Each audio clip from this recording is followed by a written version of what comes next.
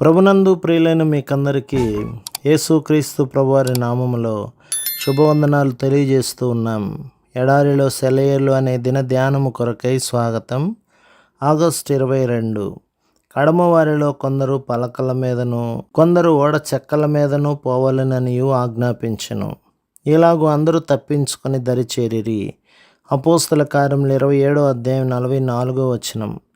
మానవ జీవిత కథలో విశ్వాసపు వెలుగు నీడలన్నీ పౌలు చేసిన ఈ తుది ప్రయాణపు జయాపజయాల్లో ప్రతిబింబిస్తుంటాయి.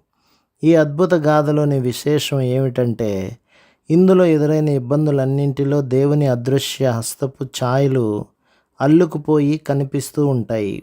విశ్వాసపు దారి అంతా పూలబాట అని అందరూ సామాన్యంగా అనుకుంటూ ఉంటారు.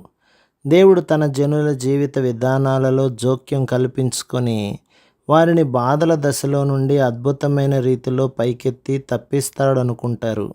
కానీ వాస్తవం దీనికి వ్యతిరేకంగా ఉంటుంది. హేబేలు దగ్గర నుండి నిన్న మొన్నటి హతసాక్షి వరకు ఆ సాక్షి సమూహ మేఘం అంతటిని పరిశీలించి చూస్తే వాళ్ళ జీవితాలు కష్ట సుఖాల కావడి కుండలే. విశ్వాసి బాధలను అనుభవిస్తూ కూడా ఆత్మలో కృంగిపోడు అనడానికి పౌలు అందరికంటే మంచి ఉదాహరణ. దమస్కులో అతడు ఇచ్చిన సాక్ష్యం మూలంగా అతన్ని బంధించేవాళ్ళు తరుముకొస్తే తన ప్రాణాన్ని కాపాడుకోవడానికి పారిపోవలసి వచ్చింది. అయితే ఆ పరిశుద్ధుడైన అపోస్తలుణ్ణి శత్రువుల నుండి తప్పించడానికి అగ్నితో ఉరుములతో పరలోకపు రథాల సమూహం దిగి రాలేదు.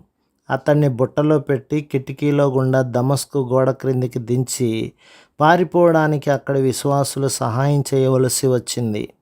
పాత బట్టలు వేసుకునే బుట్టలో కూరగాయల్లాగానో మురికి బట్టల్లాగానో ఆ క్రీస్తు సేవకుణ్ణి బుట్టలో పెట్టి కిటికీలో గుండా దించి లజ్జాకరమైన పరిస్థితుల్లో శత్రువుల ద్వేషాన్ని తప్పించుకునేందుకు పంపించేయాల్సి వచ్చింది.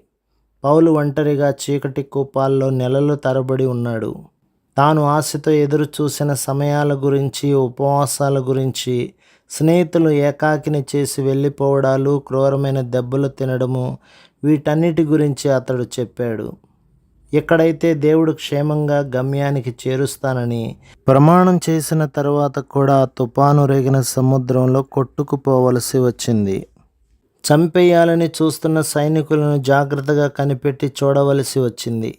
చివరికి ఆ ఓడలో నుండి బయటపడే సమయం వచ్చినప్పుడు ఆ మహాత్ముడిని తీసుకువెళ్ళడానికి ఏ నావా అందుబాటులో లేదు. ఎగిసిపడుతున్న అలలను నిమ్మలింప చేయడానికి ఏ దేవత నీటి మీద నడిచి రాలేదు. అద్భుత కార్యాలు, సూచనలు ఏమీ జరగలేదు.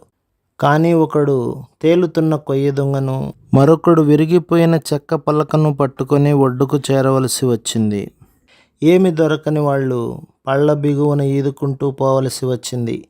మన జీవితాలలో కూడా దేవుడు వ్యవహరించే విధానం ఇదే. దైనందిన జీవితంలో సాధారణంగా ఎదురయ్యే సమస్యలతో సతమతమయ్యే ప్రజలకి సహాయ సువార్త ఇదే. అనుదిన సమస్యలకు ఆచరణయోగ్యమైన విధానం ఇదే. దేవుని వాగ్దానాలు, దేవుని లీలలు మనలను దినదినము మనకు ఎదురయ్యే సామాన్యమైన ఇబ్బందుల పరిధి నుండి బయటికి తీసుకురావు. ఎందుకంటే ఈ ఇబ్బందుల వల్లనే మన విశ్వాసం పరిపక్వమయ్యేది. దేవుడు మన అనుదిన జీవితపు అనుభవాల అల్లికలోనే తన ప్రేమ, కృపల పసిడి దారాలను పెనవేస్తుంటాడు. ప్రభు మిమ్మును, మీ కుటుంబమును, మీ సంఘమును దీవించి ఆశీర్వదించునుగాక. ఆమేన్.